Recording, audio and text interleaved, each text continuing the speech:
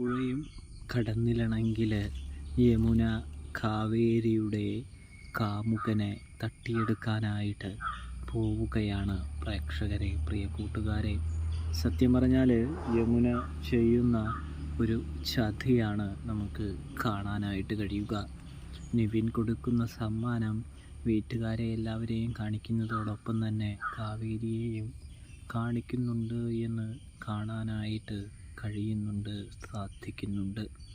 ഇതേ സമയമാണെങ്കിൽ നമ്മുടെ കാവേരി സാരി നിനക്ക് വേണ്ട, വല്ലൊരു സമ്മാനം വേണ്ട എന്നൊക്കെ പറഞ്ഞ് ഇങ്ങനെ പറയുമ്പോൾ തന്നെ നമ്മുടെ യമുന പറഞ്ഞ് കാവേരിയോട് ദേഷ്യപ്പെടുന്നുണ്ട്.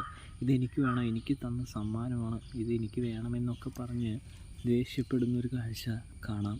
അപ്പോൾ കാവേരിക്ക് നല്ല സങ്കടമാകുന്നുണ്ട് എന്നും കാണാനായിട്ട് കഴിയും പ്രേക്ഷകരെ, കൂട്ടുകാരെ. അപ്പോൾ